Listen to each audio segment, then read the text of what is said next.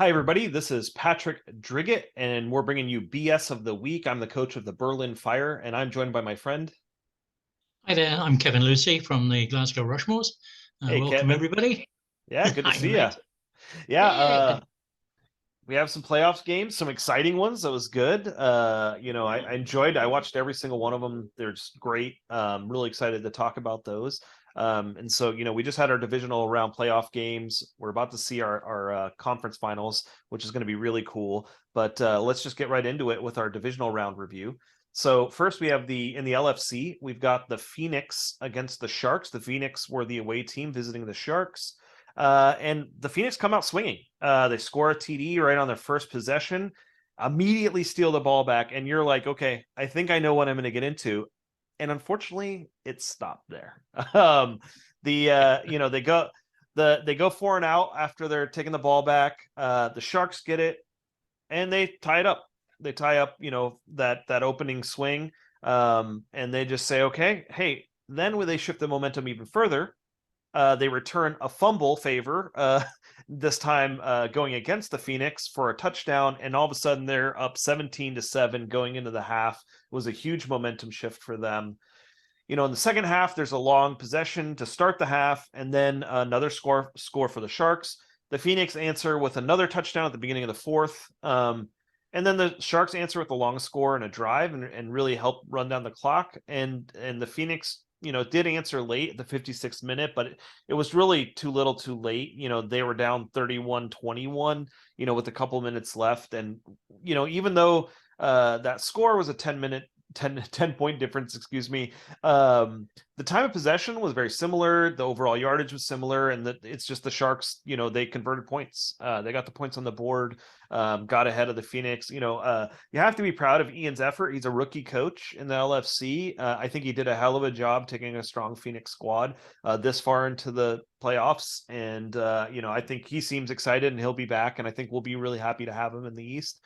Also, a friend of the show, Ben Dugan. Very excited for him and hope he moves forward and kind of represents things for us moving forward. So good job, Ben, and good job, Ian. Next game, we've got the Statesman, another LFC East alum, against the Giant Hornets. Unfortunately, this one wasn't as close. There's not a lot to say here. The Hornets, kind of come out, get a couple of quick field goals and a touchdown before the end of the first quarter.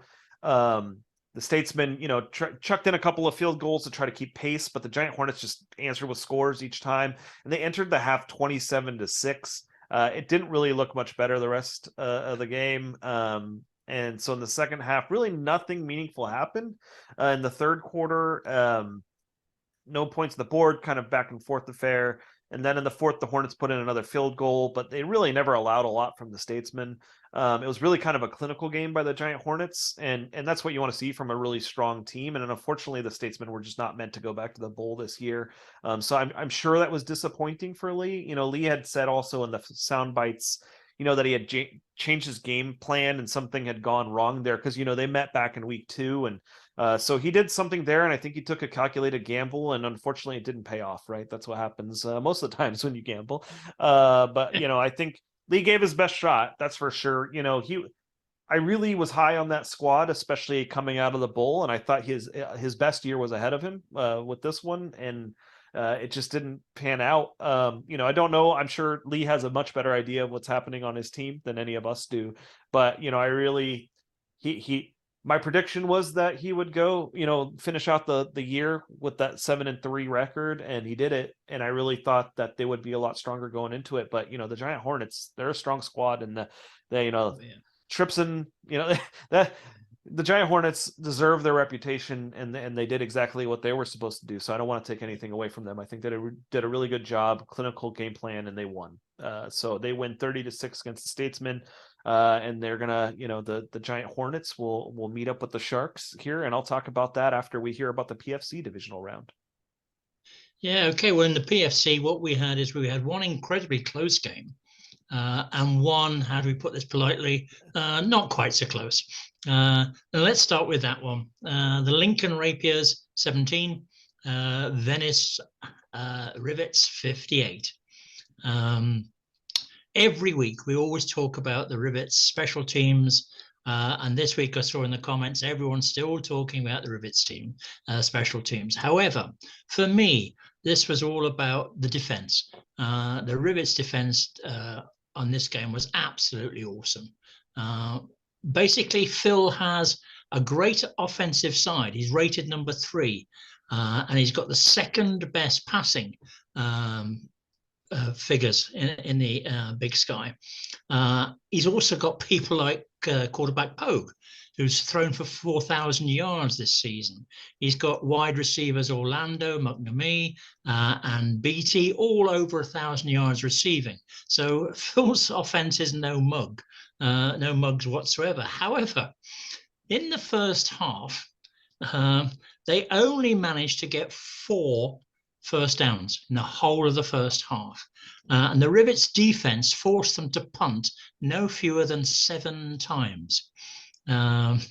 So basically, if your defense forces the opposition to punt from their own 11-yard line, 21-yard line, 19-yard line, 20-yard line, and 19-yard line, then in all honesty, your special teams is going to look pretty good because you're never starting from much further than halfway, Right. simply because the defense pinned them right back. If you contrast that, and now we've got to give the Venice offense a bit of praise. If you take that, the offense had 0 punts, gave away 0 punts, and he had 20 first downs in the first half alone. So as you can see, that basically tells you why the score was 45-0 at halftime. And to be quite honest, game over. Second half totally and utterly irrelevant. And that was that. I do feel like I was quite wrong about this game because I think I really thought the special teams was going to be the difference maker in this one. Like I thought it would be very closely matched, but it seems like really in all phases, the Rivets really had it. Yeah, I mean, the Rivets are just an awesome team. We sometimes overlook the defense, we sometimes overlook the offense, because ironically, they're never ranked number 1 in anything, but they're pretty good at everything. Yeah. So whatever you throw at them, they can cope with it. And that's what happened in this game, really. Yeah. Now, the second game, oh my God, what a game this one was. In fact, it's so good that I'm not going to give you any analysis on it. What I'm going to do is I'm going to give you a play-by-play because this is really nail-biting stuff. So to start off with, the Packers receive the ball, and in the first drive, they go backwards. Okay, they actually get a penalty, get the quarterback sacked, and then what happened is that Walsh, the quarterback, was sacked. He fumbles the ball, and the Eagles get the ball on the 10-yard line, and needless to say, they go in for a touchdown and an extra point, 7-0 Eagles straight away. Packers then receive, and they go a 7-minute drive, where they mix it all up, and it ends in a touchdown. But they missed the extra point. So we're at 7-6 still to the Eagles. At the kickoff, Newcastle received the ball, and after 5 plays, they punt. Another long drive, 5-minute drive this time from the Packers, results in a field goal. We're now at 9-7, but now to the Packers. Next drive, Newcastle go 3 and out. Then Beverly Bay Packers go to the Eagles' 17-yard line and throw an interception. Eagles say thank you very much, march down the field and get a field goal. So we're now back to an Eagles lead 10-9. The Packers receive the ball. They move it 9 yards, throw another interception, which Meadows then returns for 47 yards for a converted touchdown. We're now at 17-9 for the Eagles, and it's looking pretty damn good for them. Final drive of the half, however, sees the Packers get into a field goal position, kick the field goal. So at halftime, we're 17-12. Now, I've absolutely no idea what the coaches said at halftime, but both teams came out really nervous. The Eagles throw an interception, then the Packers fumble the ball, and then eventually Newcastle get a field goal from that mistake. They're now 20-12 up, and there's 24 minutes of the match left. Mhm. Then what we have is we have another long drive, 5 minutes again from the Packers, keeping possession of the ball, and it ends in a converted field goal. Converted touchdown. So we're now at 20-19. 4 minutes on the clock again is eaten up, but this time by the Eagles, who get to the opposition 26-yard line, think they're going home and drive, but they fumble it. Another long drive, this time from the Packers, results in a field goal. So the Packers now take the lead 22-20. I think that's the fourth or fifth change of lead in the game already. Now we've got 9 minutes to go in the game. Another 4-minute drive from the Eagles ends up on the Packers 2-yard line. Is it out of bounds? Is it a touchdown from the next play? Nobody knows, but the umpires judge it as out of bounds. So we are 4th and inches. Needless to say, the Packers go for it, and they get the touchdown with a quarterback sneak. They go for a 2-point conversion and fail to get that. So we're now at 26-22. 3 minutes on the clock.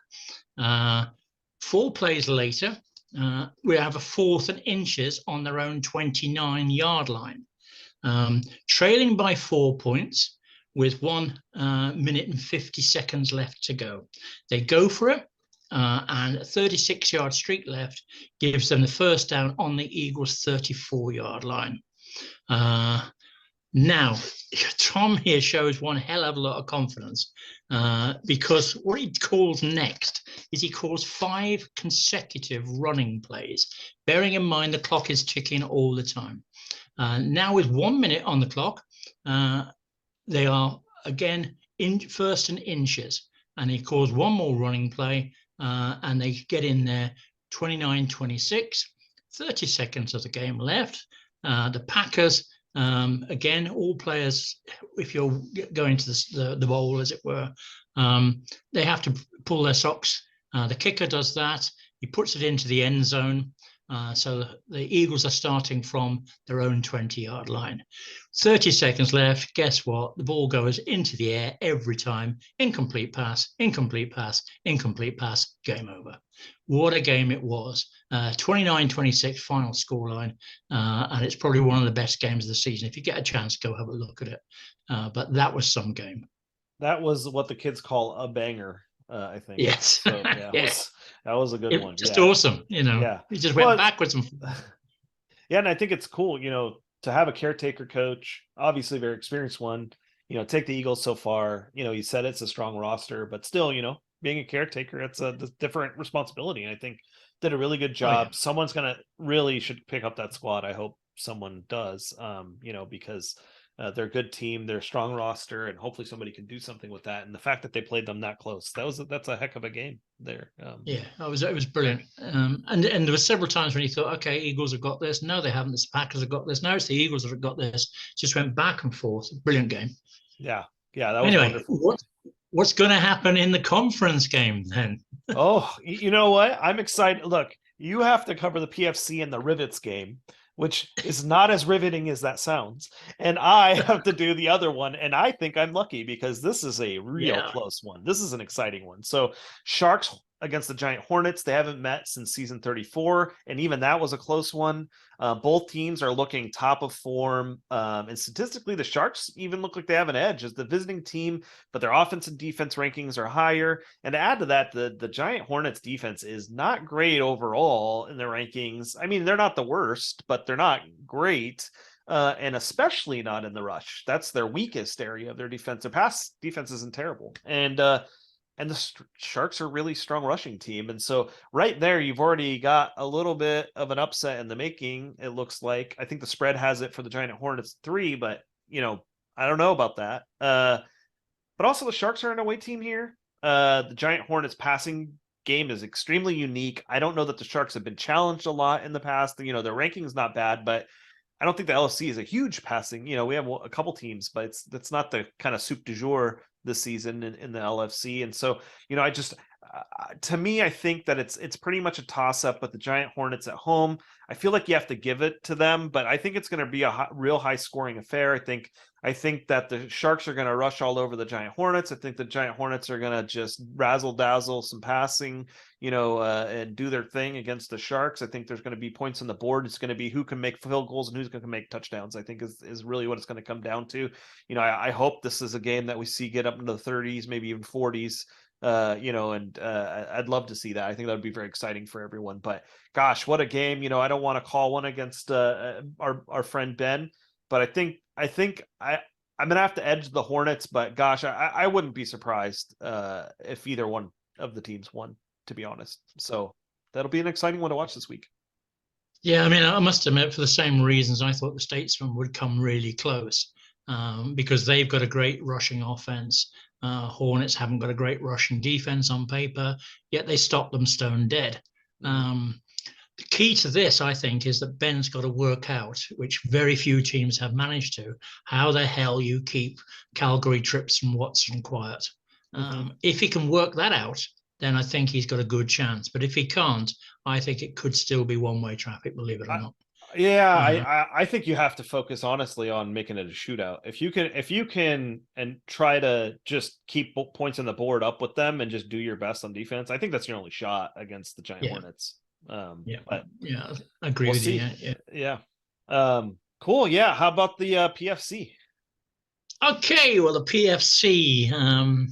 I mean, fairly obviously, this is going to be another Rivets win, doesn't it? Everyone says that. Home advantage, an awesome Rivets team, brilliant special teams, brilliant defense, brilliant offense.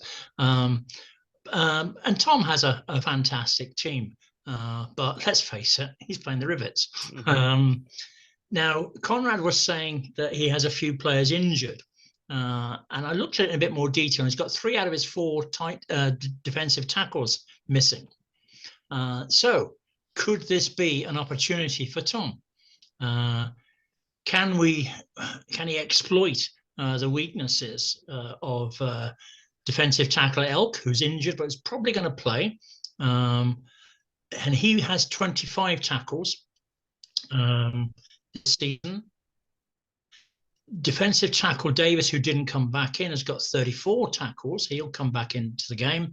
The 2 players he's lost is Martin, who has 52 tackles, and Martin was by far his best defensive tackle. He looks to be definitely out because he's seriously injured. And also a guy called Frey. So obviously Conrad's going to miss his 52 tackle Martin, and that might give the opening to Tom. Conrad will be pretty unhappy though if things go against him, because Martin was injured with the score at 45-0 quite early on in the game. Elk got injured at 48-3. And Frey was injured in the game over defense.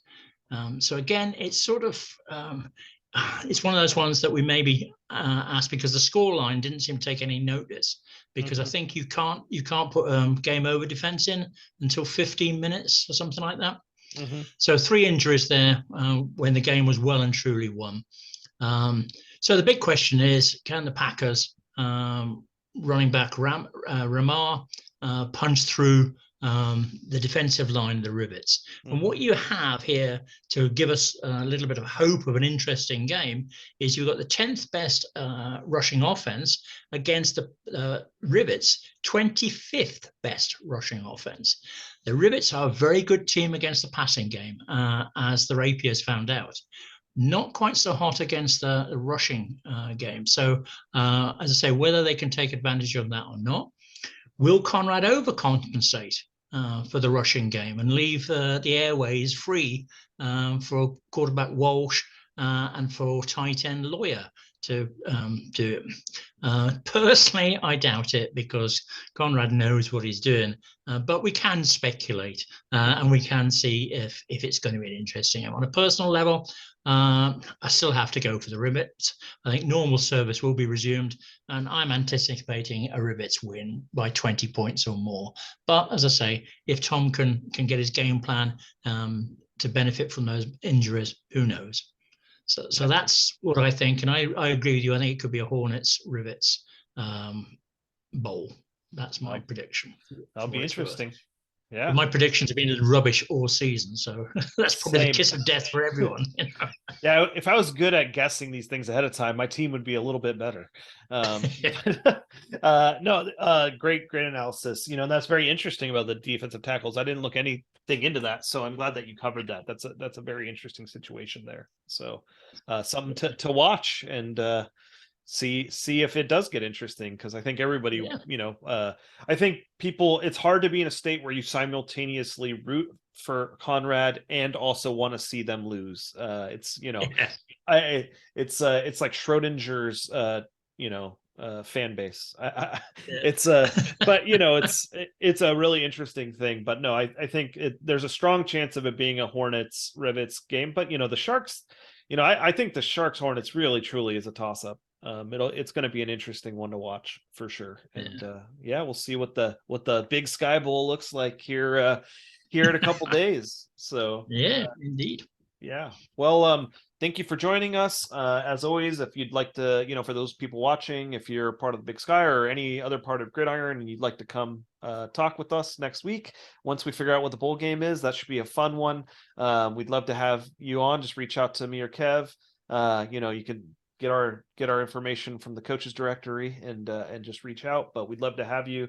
It's been an awesome playoffs, honestly. Had some really good games. There's been some stomps, but there's also every week has given us some good gems, and so that's been exciting, and it's been good. I'm excited to kind of get into the end of the postseason here. So exciting times. Thanks, Kev, and thank you all out there again, and hope you have a wonderful day. My pleasure. Good night, guys. Bye. Bye.